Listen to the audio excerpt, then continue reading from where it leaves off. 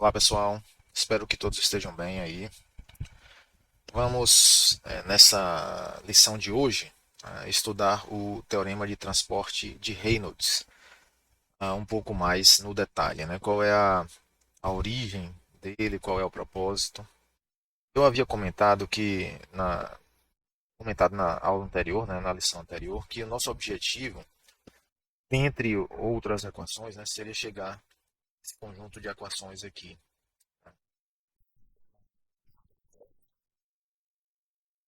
Também nós temos aqui massa na primeira linha, né? Conservação da massa total. Temos conservação da quantidade de movimento na segunda linha, que é essencialmente na via Stokes. Tá? E para um fluxo newtoniano na via Stokes. Tá? E a conservação da energia aqui na terceira linha.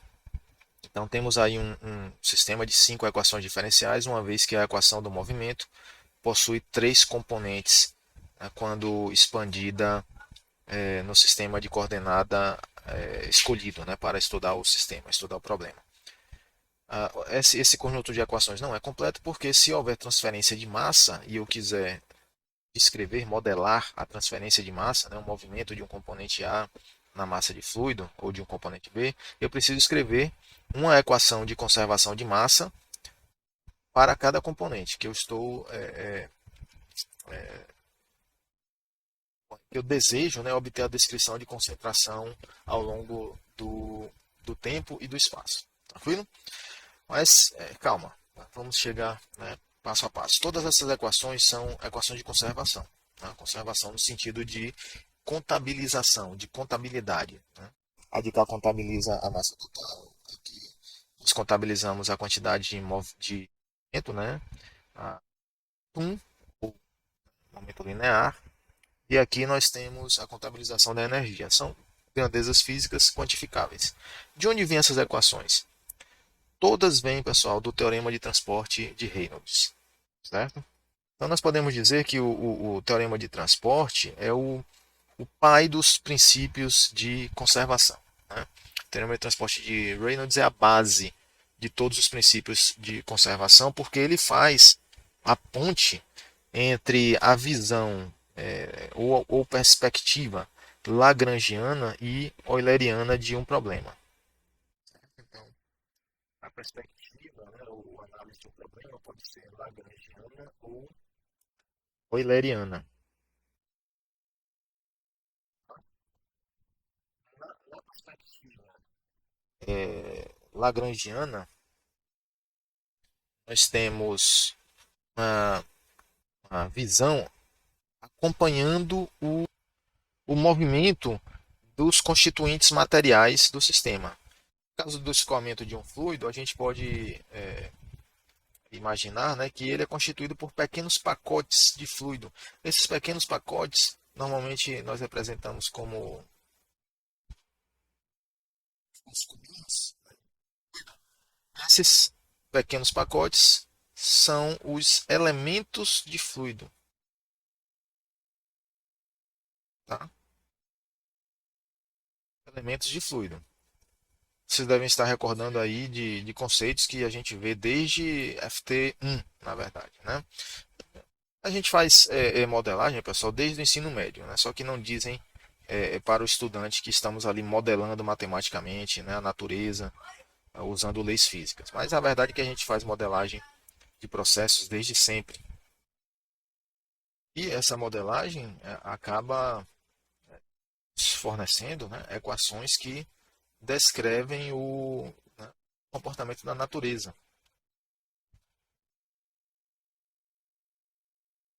Tá aqui.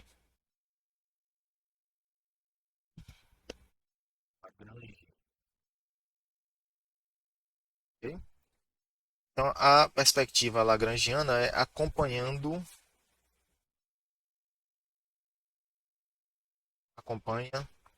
o movimento, o deslocamento das partículas ou elementos de fluido.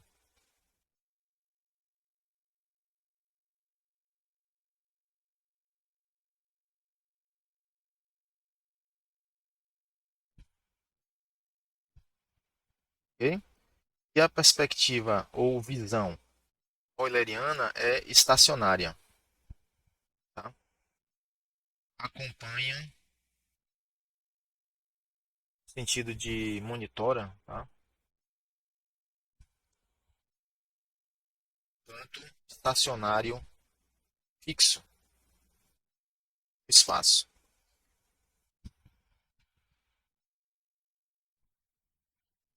Ok? As leis físicas, pessoal, leis físicas como a lei do movimento de Newton, né, as leis de Newton, as leis da termodinâmica, foram enunciadas, né, foram pensadas, elaboradas para uma perspectiva lagrangiana. Por que lagrangiana? Porque quando a gente descreve, por exemplo, o movimento físicas, descreve o movimento de um carro, por exemplo.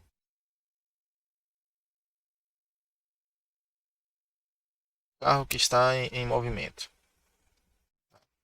Esse carro vai ter uma certa velocidade, não é isso? E aqui dentro do carro, ó, eu posso colocar um observador aqui. Todas as medições que ele fizer, digamos, temperatura, pressão, quantidade de movimento, linear, carga elétrica, tudo que ele fizer de medição aqui dentro do carro será uma medida, né, acompanhando o movimento do carro. O carro está aqui numa posição x1, aí daqui a um tempo ele vai estar aqui na posição x2.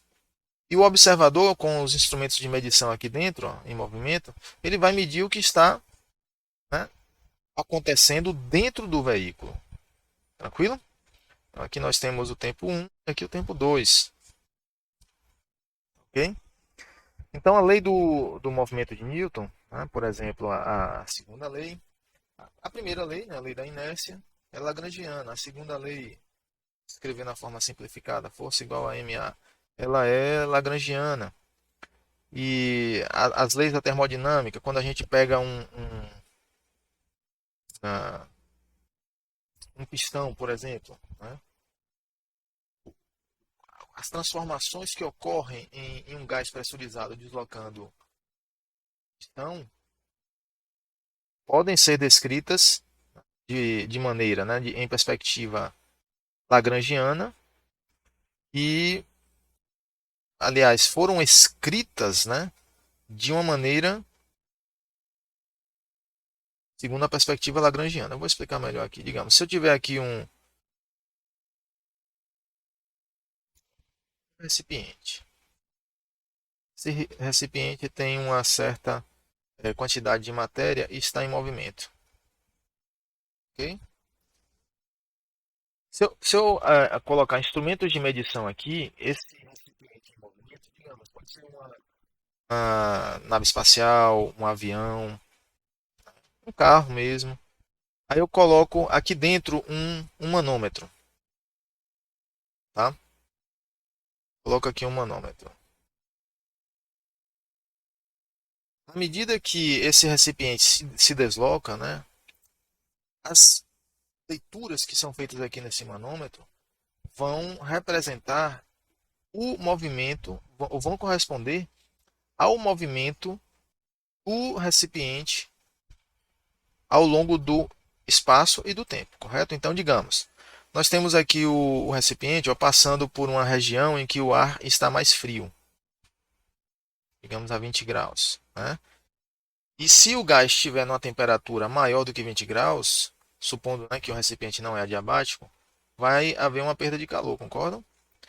E à medida que esse recipiente se desloca, digamos, se ele está aqui, ó, aí ele encontrou ar, agora vamos dizer que a temperatura dele seja 50 graus.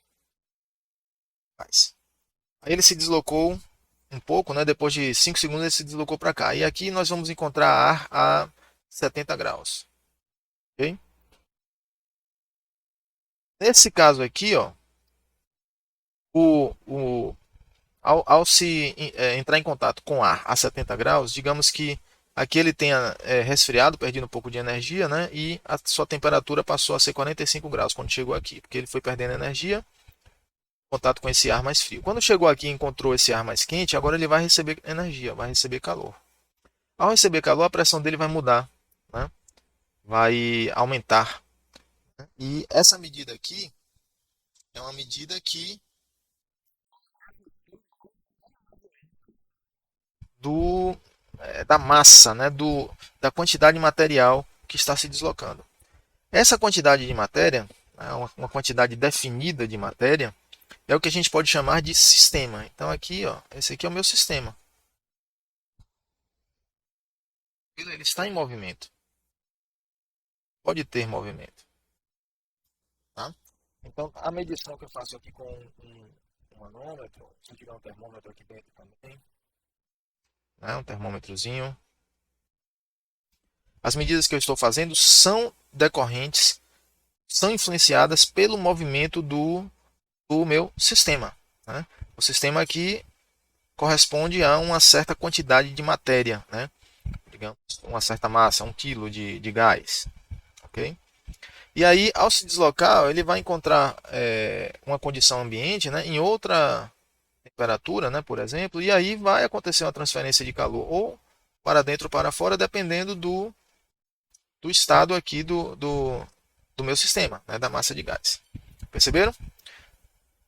Essa é a visão lagrangiana, né, ou a perspectiva lagrangiana. Agora veja só, se o gás, né, ao invés de ele ser transportado nesse recipiente, imagine que eu tenho gás que está fluindo em um tubo agora, não é mais um recipiente que está em movimento. O gás está fluindo em um tubo, então está escoando aqui. Tá?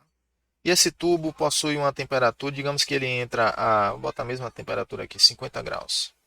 E aí ele está em contato com o tubo aquecido, o tubo está na temperatura de 70 graus. Vocês concordam que à medida que o gás vai se deslocando aqui, ó, à medida que ele vai se deslocando, ele não vai recebendo calor? É isso? Não vai recebendo uma taxa térmica, né? E a temperatura dele vai aumentando, concordam? Isso? A temperatura vai aumentando. Se eu instalar aqui um termômetro, agora eu vou botar um termômetro aqui, tá? Porque é mais fácil da gente visualizar nesse exemplo. Um termômetro aqui, se eu botar um termômetro aqui, vou desenhar da mesma maneira. Termômetro aqui, ó. Tá? Se eu colocar um termômetro nesse ponto, digamos nesse ponto X1 aqui, o que é que ele vai medir, pessoal, de temperatura? Veja que o termômetro está parado agora. Né? Ele está parado, ele não está se deslocando com o gás. Se eu desenhar aqui um elemento de fluido ó, do gás, ó, ele está em movimento. Ó. Ele vem, desloca para cá, desloca para cá, desloca para cá. Esse elemento de fluido, essa partículazinha, é como se fosse esse recipiente aqui, só que microscópico, né, com volume diferencial. Se eu colocasse um termômetro, se fosse possível pegar um termômetro microscópico, nanométrico, e instalar ele aqui dentro da partículazinha de fluido, ele mediria a temperatura acompanhando a partícula, concorda? Mas em termos laboratoriais, em termos experimentais, é muito difícil fazer isso. É muito mais fácil a gente instalar um termômetro fixo na tubulação.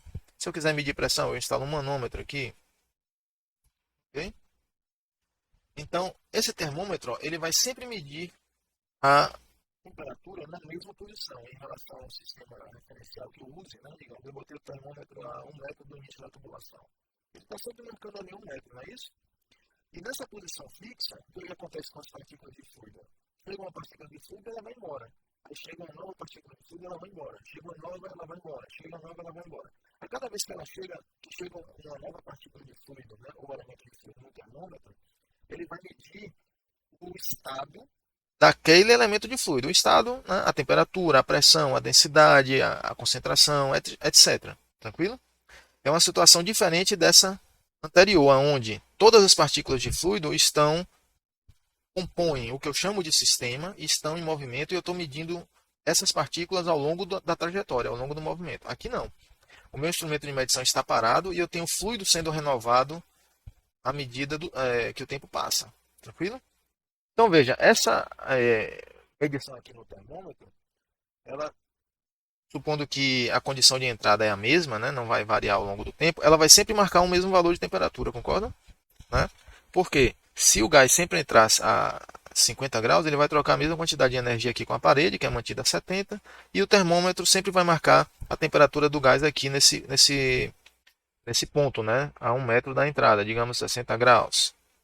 O gás sempre vai chegar aqui com 60 graus. Agora, se mudar a condição de entrada, digamos aqui passou para 40 graus, né? A taxa de troca térmica vai ser alterada e a temperatura aqui no termômetro pode não ser mais 60 graus, pode ser 55. Ok? Então, se houver variação aqui ao longo do tempo na entrada, vai variar também a medida estacionária, né? A medida lagrangiana oferecida por esse termômetro. Tranquilo?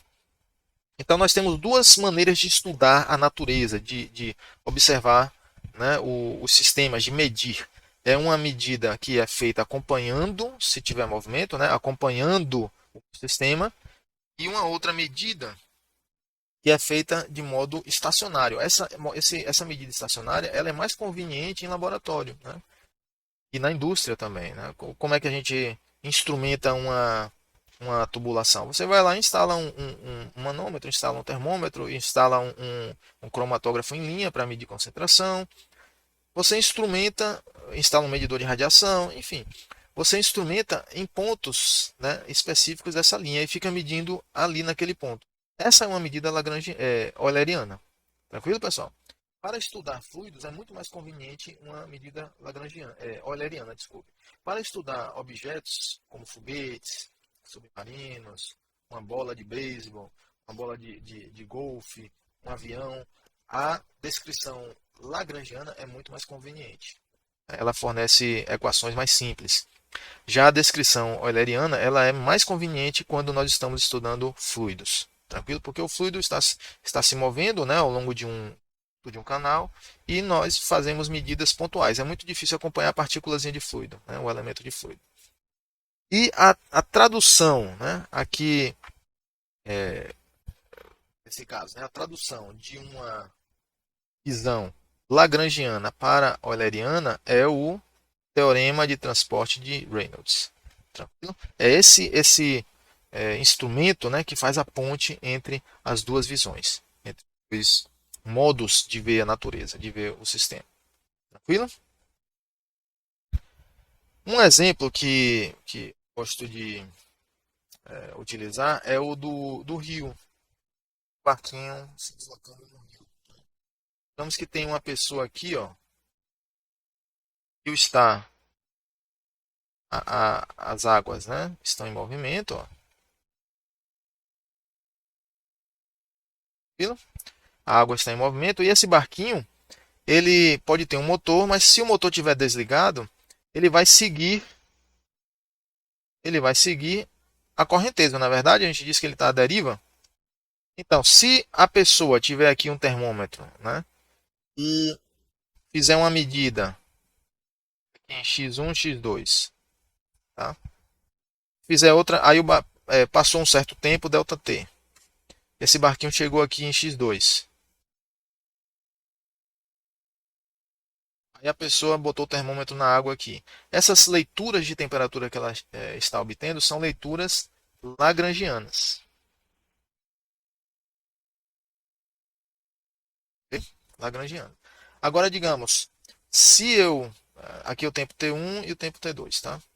Agora, se eu fixar, digamos, eu ancorei o barco aqui, o barquinho aqui, ó, tá ancorado, ele não vai sair do canto. E aí o tempo está passando, né? E a água passando também pelo local do barco. E aí a pessoa mediu a temperatura no tempo T1 e aguardou alguns segundos e mediu no tempo T2. Essas duas medidas são medidas eulerianas. Okay? O barco não se deslocou, permaneceu aqui na posição X1. Agora, a água passou pelo barco. Novas partículas de novos elementos de fluido ó, chegaram aqui e entre o tempo 1 e o tempo 2, a temperatura medida foi de elementos de fluidos diferentes que passaram no mesmo local. Na visão, na primeira situação lagrangiana, a pessoa mediu aqui a temperatura da mesma partícula de fluido que estava acompanhando, que o barco estava acompanhando, né? A deriva. Percebeu? Então essa é a diferença, tá? Quando a gente estuda fluidodinâmica, modela, né, fluidodinâmica, modelo fluido, a descrição euleriana é mais utilizada, ela é bem mais conveniente, as equações são mais convenientes, né? E essas equações aqui, ó, são todas equações eulerianas, né, usando a visão euleriana. A visão euleriana, pessoal, eu até ia esquecendo de falar, é a visão de volume de controle, tá? Por que de volume de controle? Olha só, o exemplo aqui do tubo, né? Digamos que eu delimito uma regiãozinha do espaço aqui, ó.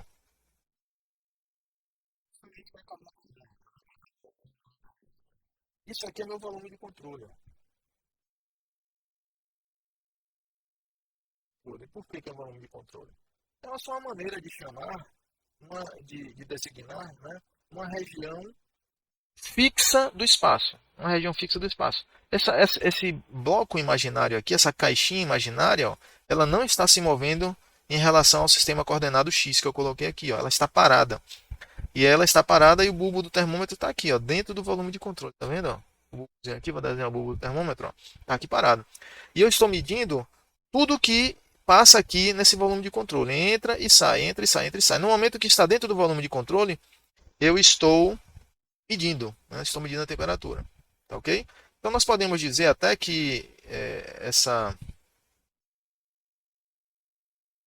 dicotomia é uma dicotomia entre visão de sistema, que é a lagrangiana, contra a visão do volume de controle, que é a visão ou descrição euleriana. Tranquilo, pessoal? Tá claro aí?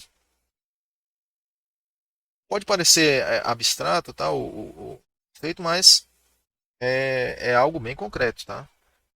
Que é tipo assim, você pode soltar, digamos, o barco aqui, ele acompanhando o rio, ele vai medir lagrangianamente, vamos dizer. Se ele ficar preso aqui, ele vai fazer medições eulerianas, tá? É bem concreto mesmo. Então vamos ao, ao teorema de transporte de Reynolds, que é esse tradutor, né, da linguagem euleriana e lagrangiana, né, faz a ponte de uma perspectiva para outra. Vamos continuar com a nossa ideia de duto. Certo? Eu vou desenhar aqui, ó. Só que bem geral, tá certo, pessoal? Dessa vez eu não vou desenhar um tubo, né, de seção reta uniforme. É um duto, tá? Só que a seção reta dele pode variar. E aí nós temos um fluido deslocando aqui, ó, escoando aqui dentro desse duto, tá certo? Então o fluido está escoando aqui, ok? E vamos delimitar, né, uma certa massa de fluido. Eu vou delimitar aqui uma massazinha de fluido. Pode ser de qualquer quantidade, tá? Dizer que seja 1 quilo. Então, nessa região aqui que eu coloquei tracejado, nós temos 1 quilo de material. 1 quilo de fluido. Vamos imaginar que é água e que nós temos aqui 1 quilo de água, tá certo? Então, uma quantidade de matéria, né, que está contida em um corpo, em um objeto, é o nosso sistema. Um carro, por exemplo, tem lá, né, os componentes dele, as peças, um foguete, uma bola. Então, essa quantidade de matéria é o nosso sistema. Então, aqui nós temos o sistema. Nosso sistema é 1 quilo de água que está se deslocando. Tranquilo? E aí, no tempo t, no tempo t, essa massa de água está aqui, ó, nessa linha tracejada, ocupando essa linha tracejada, tranquilo? Tá? Aí digamos que foi decorrido um tempo de 5 segundos, 10 segundos, a hora que faz. Tá? Aí, nesse tempo, após esse tempo, como essa massa de fluido está deslocando, ela vai passar nessa posição aqui, e ela vai andar um pouco para frente. Então eu vou desenhar ela.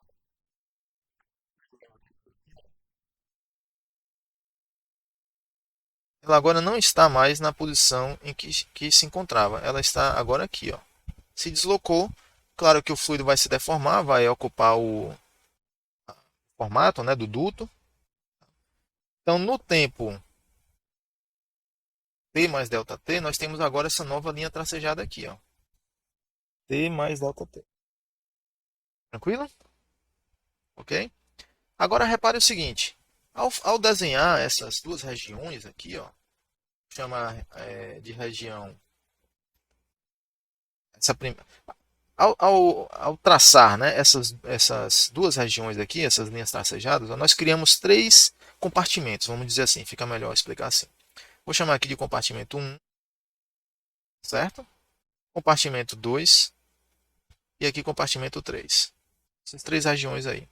Repare que o compartimento 1 ele faz parte, né, é uma parte do sistema que pertence, né, ao tempo T, mas não ao tempo T mais delta T, porque o sistema se deslocou.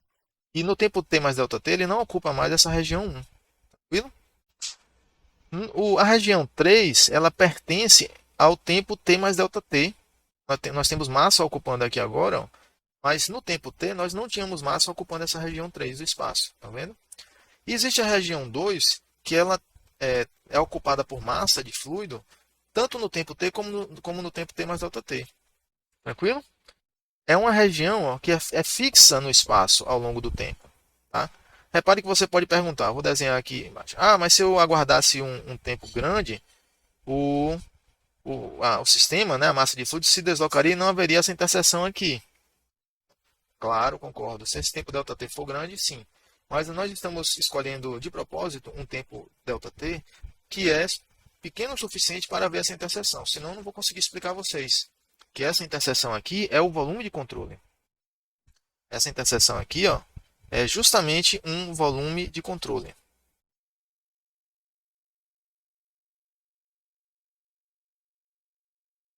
Certo? Por que é o volume de controle? Porque é uma região fixa no espaço que perdura ao longo do tempo. No caso aqui, o tempo, a nossa faixa de tempo, né, o nosso time span aqui, é T, de T até T mais ΔT. Ok? E como esse ΔT, no final das contas, a gente vai levar ele a zero para poder criar equações diferenciais, não faz sentido imaginar uma situação onde os sistemas, ou melhor, onde o sistema, em tempos diferentes, não tem nenhuma interseção.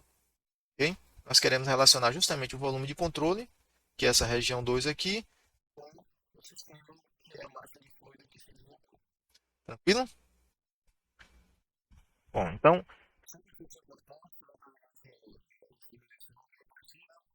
seguir adiante a partir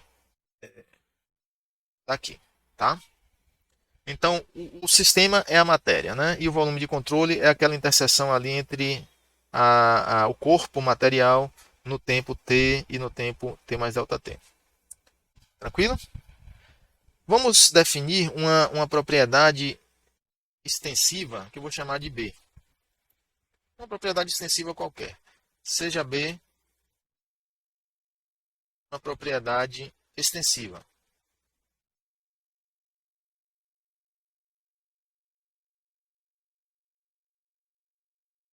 Então, B pode ser massa, pode ser carga, pode ser volume, pode ser entalpia, energia interna, entropia, energia livre, qualquer propriedade extensiva, ok? Então, se B é uma propriedade extensiva, podemos escrever que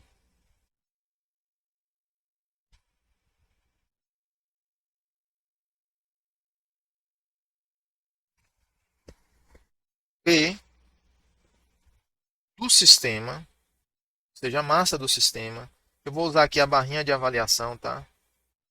P do sistema avaliado no tempo t é igual a massa, ou se for massa, né? Mas vamos dizer que é qualquer propriedade extensiva, tá? Ou massa, volume, ou entalpia, é igual a B, tá? Na região I, ou na região 1, certo? Mais P no volume de controle no tempo t. Vê se não é isso mesmo. Olha só. O sistema, no tempo t, ele está ocupando essa região aqui e essa região aqui, tá vendo? Ó? E a região 1 é B1. E a região 2 corresponde ao espaço, né, do volume de controle no tempo t. Então, no tempo t, o sistema ele está distribuído na região 1 e na região 2. Tranquilo? Ok? Vou chamar aqui de 1. Tá? Por outro lado, nós podemos escrever que B do sistema, no tempo t mais ΔT, é igual a B no volume de controle, no tempo t mais ΔT, mais a região 3. Olha só. A região 3B na região 3. Nossa equação 2. Vamos ver se é verdade? Olha só. No tempo t mais ΔT, que é esse tempo aqui, ó, o sistema se deslocou para cá. E aí, ele ocupa essa região aqui e essa região aqui. Ó. Então, ocupa o volume de controle no tempo t mais ΔT e ocupa a região 3 definida ali. Verdade, pessoal, isso? É sim, né? Portanto, a variação de B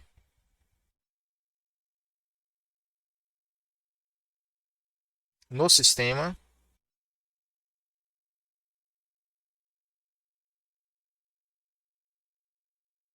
é dada por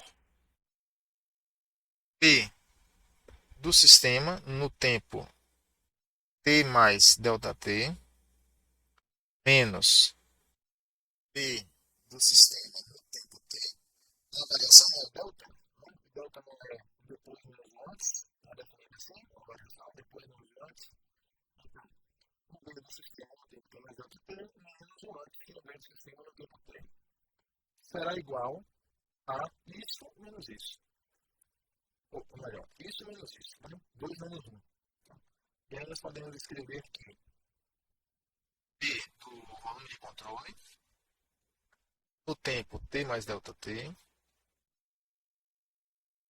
mais B3 menos B1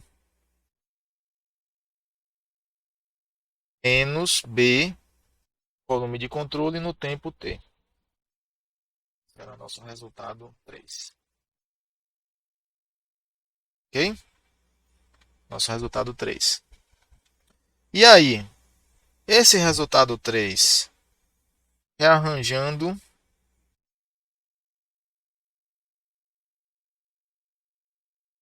e dividindo por ΔT,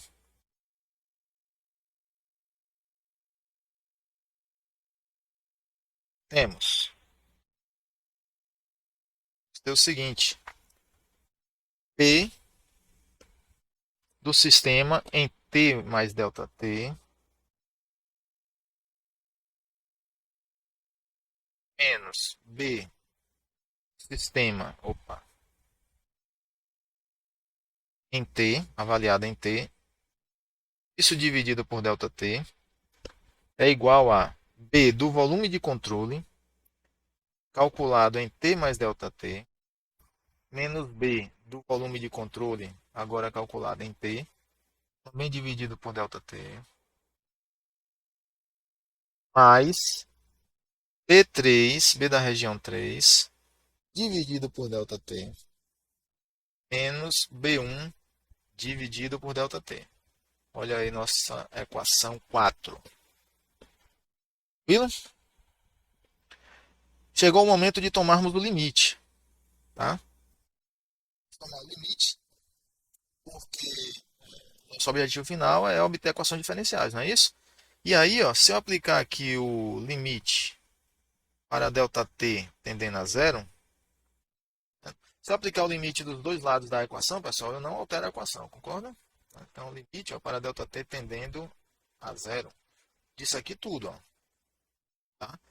Só que o limite ele tem a propriedade aditiva. Né? Então, o limite aqui ó, da soma é igual à soma dos limites. Então, Aplicar o limite no lado direito da equação 4 implica, é equivalente a aplicar o limite nesse primeiro termo, limite no segundo termo e limite no terceiro termo. Tranquilo? Tá? Então, quando nós aplicamos o limite, essa definição aqui ela é semelhante, é bem familiar ao que a gente já conhece. Né? O que é, pessoal? O limite de f de x mais Δx menos f de x dividido por Δx, quando esse Δx é elevado até zero. Não é justamente uma definição de derivada? Isso aqui não é o df dx, usando a notação de Leibniz? Não é isso? Então aqui nós temos uma derivada temporal, aplicando o limite. Tá? Tem uma derivada temporal aqui. Tomando o limite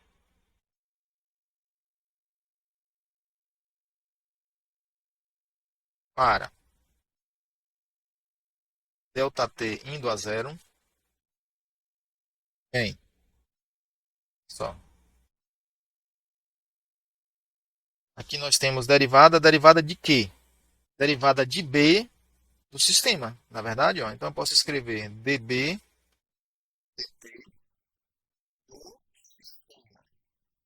aqui, cis é igual a. Aqui nós temos também ó, o limite só dessa. Nós temos uma derivada, mas é de B no volume de controle. Então posso escrever dB dt, só que calculado dentro do volume de controle. E esses dois termos aqui? Quantidade da propriedade, né? Digamos, massa, carga, entalpia, dividido por um intervalo de tempo. Nós temos taxa, né? Taxa temporal. Eu vou representar aqui com um pontinho em cima, para indicar que é taxa temporal. Então, é taxa temporal de B na região 3, menos taxa temporal de B na região 1. Nosso resultado, 5. Certo? Aí nós precisamos unificar, né, a matemática com a física. Veja só, o que é a taxa temporal de B na região 3? Olha só, a região 3 está aqui. Ó. A região 3 é justamente a saída do material que tá, é o material que saiu do volume de controle. Ó. Então, B3 ponto é a taxa de saída do volume de controle. E B1 ponto é o material que entrou no volume de controle. Olha só. Tá vendo? B1 ponto é a entrada e B3 é a saída. Então aqui, ó, nós temos a aqui nessa cor. Taxa de saída, taxa de saída do volume de controle. E aqui nós temos a taxa temporal, viu? Taxa de entrada ou vazão de entrada, se quiser chamar assim, pode ser vazão também. Vazão de entrada no volume de controle. Olha só. E aí, pessoal, reparando, né, essa situação, né, que é a física de ser entrada e saída é a física. Você tem que olhar ali o desenho e ver que aquele termo B3 é saída e o termo B1 é entrada. Reparando isso, nós podemos escrever que logo dB dt do sistema é igual a dB dt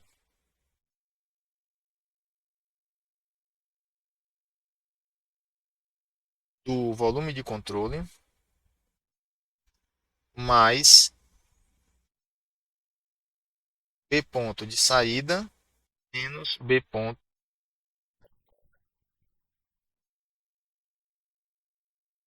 Viram? Resultado 6. Esse termo é um termo de acúmulo. É o acúmulo do volume de controle. Nós temos vazões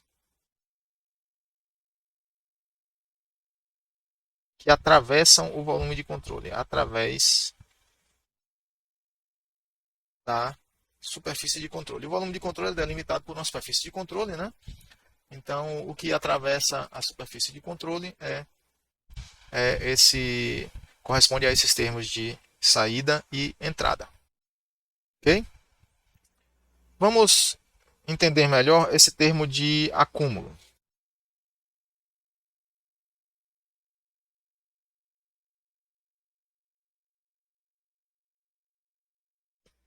Vamos dar um formato mais apropriado para ele, né?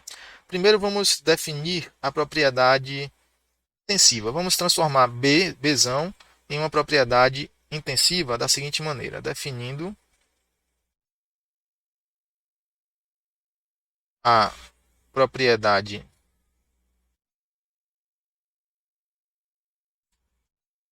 intensiva como? Vamos dizer que a propriedade intensiva é Bzinho e Bzinho nada mais é do que P dividido por massa, tá? Eu posso criar propriedades intensivas, pessoal, dividindo ou por massa ou por volume, né? Na verdade, eu posso criar propriedades intensivas dividindo pela extensão do sistema, digamos por comprimento, né, também. Mas eu vou intensivar, vamos dizer assim, né, pela massa aqui no caso. Tá? Poderia fazer por volume também. Para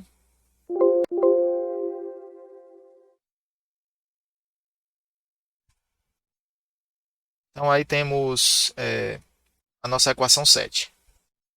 Para um diferencial de massa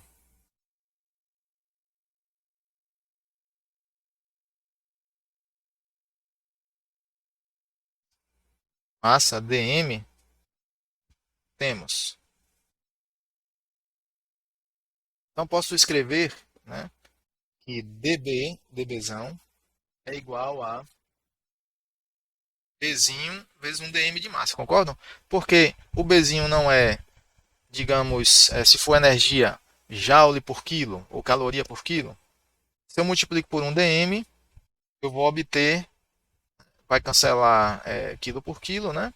Vai ficar joule, né? Ou joule, se quiser chamar assim. Tá?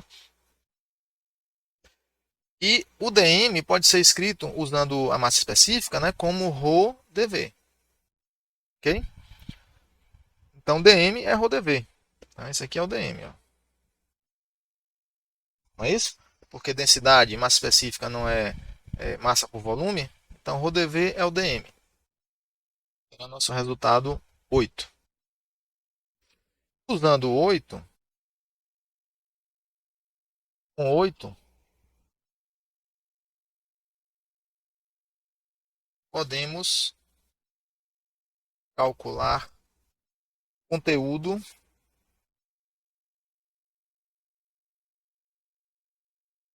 de B, volume de controle, certo?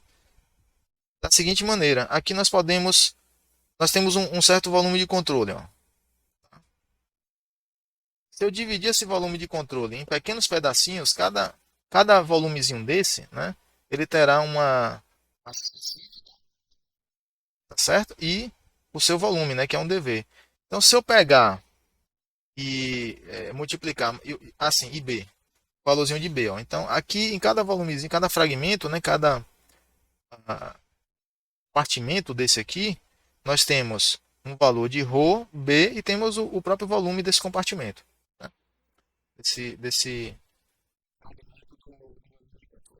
Então, se eu multiplicar ρB dV, eu vou obter a quantidade dB extensiva, concordam? Não é isso? Vou obter aqui a quantidade de B do compartimentozinho. Se eu somar tudo, pessoal, somar significa integrar, né? Se eu somar aqui, ó, sendo que essa integral aqui é uma integral de volume, então ela é uma integral tripla, aqui no volume de controle. E se eu somar todos esses dBs aqui, eu vou ter o B no volume de controle inteiro, ou seja, nessa região toda aqui, né, do volume de controle. Matematicamente, o que eu estou dizendo é isso aqui, ó. B no volume de controle vai ser integral tripla, volume de controle de ρB dV. É isso. Ok? Resultado 9. Tá? Usando agora o resultado 9, usando 9 termo de acúmulo, será dB dt, volume de controle, é igual a ddt. Olha o que eu vou fazer agora. Ó.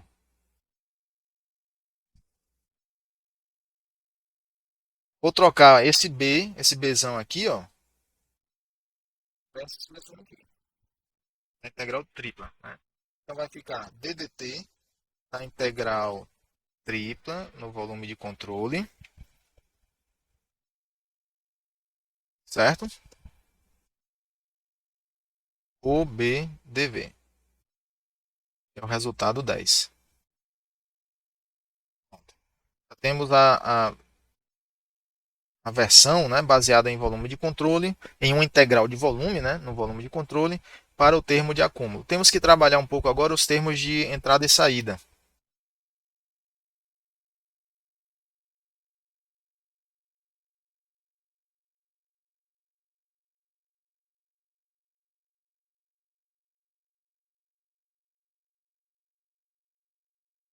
E aí, para equacionar os termos de entrada e saída, nós precisamos um pouco aí de recorrer à descrição vetorial do problema. Tá? Precisamos aí abstrair um pouco, né?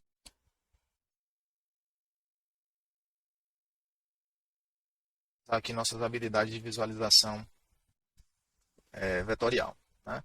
Digamos aqui, ó, nós temos o volume de controle e aqui nós temos a superfície de controle. Controle e a superfície de controle. O fluido que está, aqui é uma linha de corrente, né? O fluido que está atravessando aqui a superfície de controle, pessoal, ele tem duas possibilidades, né? Uma é passar, né, tangente à superfície de controle e a outra é passar atravessando. Ele pode ser decomposto em, em bases vetoriais. Na verdade, se for um plano, nós temos dois vetores que podem compor, né, a base vetorial. Digamos aqui, ó, x, y. Aí eu posso ter aqui um vetorzinho i e aqui um vetorzinho j. Né? É assim que a gente aprende. Tá? Então, se eu tiver, né, dois vetores que sejam a base, eu posso usar, né, se for no tridimensional, teria o vetor k. Só isso, só essa diferença. Então, esse vetor velocidade aqui, ó, aqui é o vetor velocidade do fluxo, chamar de VR. Ele pode ser decomposto em dois vetores, que é um vetor normal e um vetor tangencial. Tá certo? Esse vetor normal, ele tem a mesma direção aqui, ou melhor, uma direção normal, ele vai ter a direção do vetor normal no ponto que o fluido está atravessando a superfície de controle. Então, esse aqui é um vetor normal. Vou botar até um ângulo reto aqui. Ó. E a cada ponto da superfície de controle, nós temos um vetor normal diferente. Veja só. Aqui é outro vetor normal, aqui é outro vetor normal, ok? Cada ponto tem o seu vetor normal, cada ponto da superfície de controle. Esse vetor normal, atualmente, pessoal, ele é convencionado como sendo externo, sempre apontando para fora, tá? Antigamente se costumava usar o vetor normal interno, mas hoje as equações são desenvolvidas usando o vetor, a convenção de vetor normal externo. Tranquilo?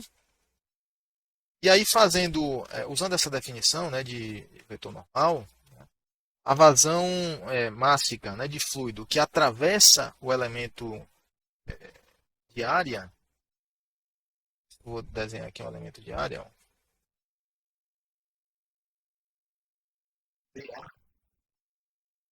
Esse elemento de área é um dizer, uma fragmento de área da superfície de controle. Né? Então, a vazão mássica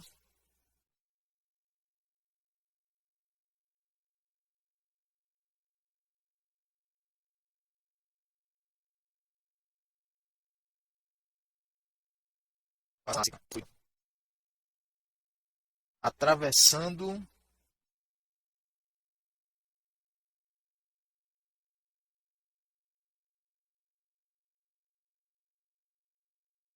a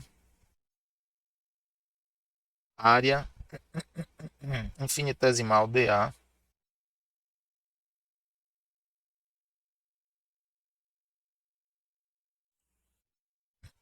será dm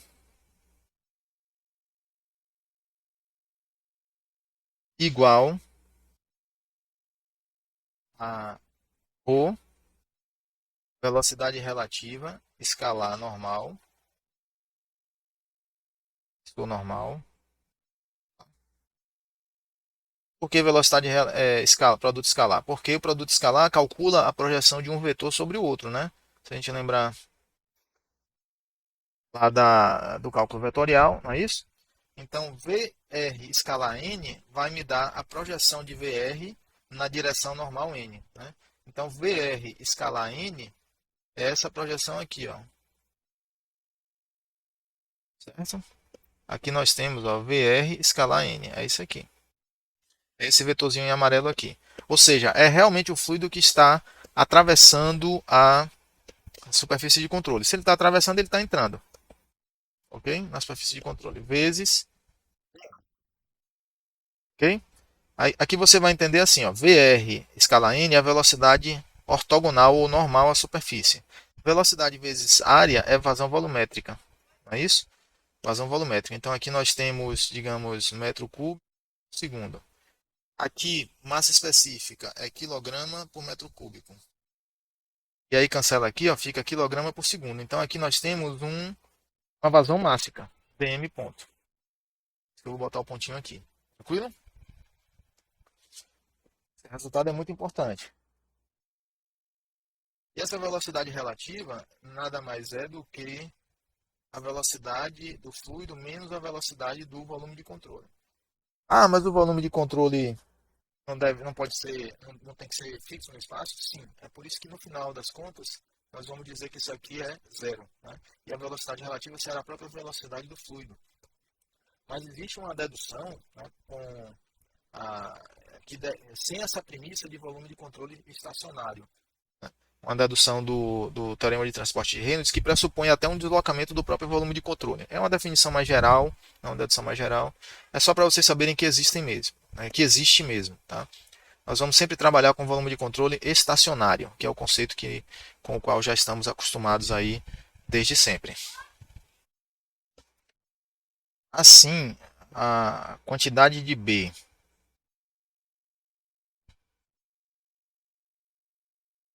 atravessando a área DA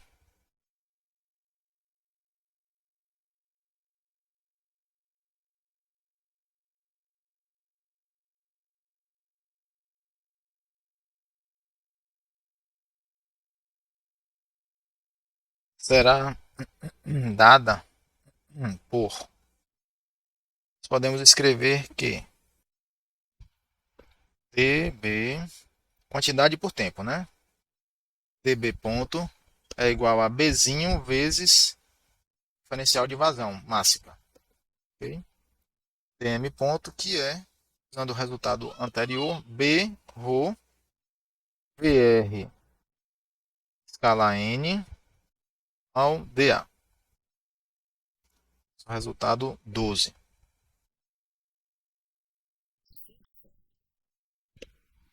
A vazão de B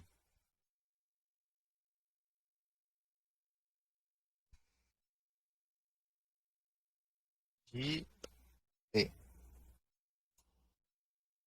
por toda a superfície de controle é só integrar, né, pela integração toda a superfície de controle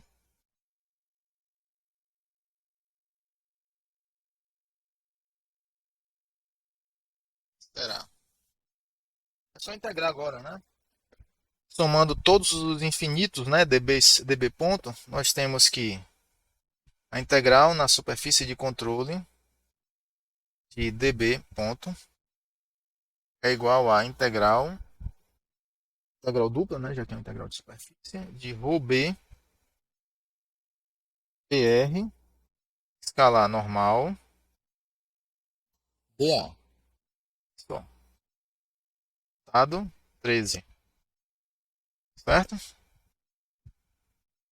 Como o vetor normal é um vetor que é externo, né? Repare que o produto escalar VR vezes n, ele vai ter sinal ou positivo ou negativo, dependendo da direção da velocidade, não é isso? Veja só, se nós temos aqui, ó, volume de controle. E aí a linha de corrente aqui, ó. Vetor VR está aqui. E o vetor normal está aqui, ó. Legal. O vetor normal está aqui. Tá? Esse ângulo aqui, pessoal, é um ângulo obtuso, não é isso? E o produto escalar, a forma geométrica, né, de calcular esse produto escalar, não pode ser obtida, não pode ser realizada, né, como sendo o módulo de um vetor vezes o módulo do outro, né, o vetor normal é unitário, então aqui é 1, vezes o cosseno do ângulo, esse ângulo aqui, ó, θ. Então o cosseno aqui é negativo, né? Veja que o fluido quando está entrando, atravessando a superfície de controle, entrando, né? Termo de entrada vai ter sinal negativo. Então, todas as parcelas dessa integral aqui, que são parcelas de entrada, vão ser parcelas negativas, né? Vão ser parcelas negativas. Né? A integral é um somatório, tá, pessoal? É um somatório das parcelas, né? O limite lá das somas de Riemann, né? Para o n tendendo ao infinito ou o delta do somatório tendendo a zero. Tá? Então, aqui nós temos um somatório. Essas parcelas desse somatório são parcelas de entrada, vão ter um sinal negativo. Já ao lado de cá, ó, vou botar o vetor normal aqui, ó, e aqui nós temos o vetor VR. Né? Olha só o ângulo aqui, é um ângulo agudo. Ó. Então, o produto escalar VR vezes n do lado de saída, né, será positivo. Aqui é positivo e aqui é negativo, olha só.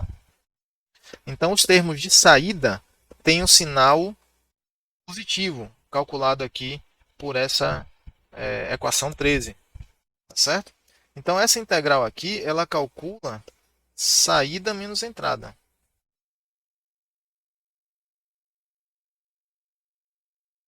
Certo? Saída menos entrada. Tá? Então, os termos de... já que a entrada tem sinal negativo e a saída tem sinal positivo, então é saída menos entrada. Ok? Portanto, a nossa conclusão, tanto, nós podemos dizer que a integral na superfície de controle de ρ b br escala n dA calcula vazão de saída menos vazão de entrada.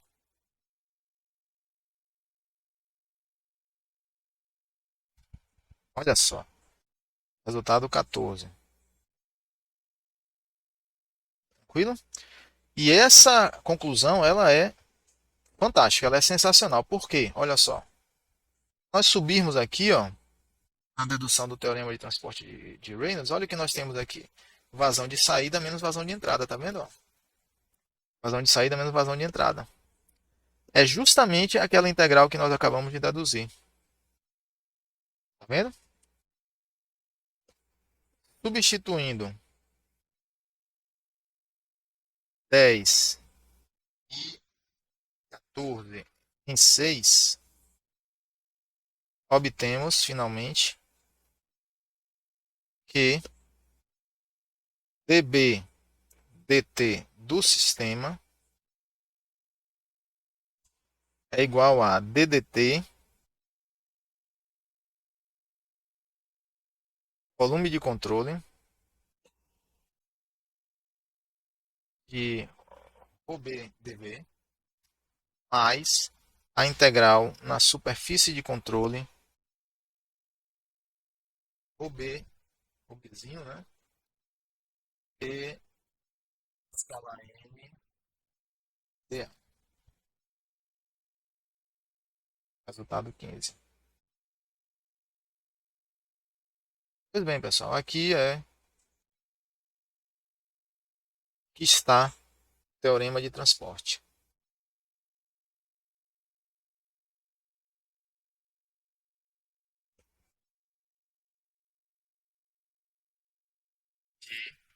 Reynolds. Certo? Aqui no teorema de transporte de Reynolds. Então ele relaciona a variação de uma propriedade qualquer no sistema com a variação de uma propriedade qualquer no volume de controle. Tá? E a diferença é justamente a integral na superfície de controle. Tranquilo? É isso. Até a próxima lição. Um abraço.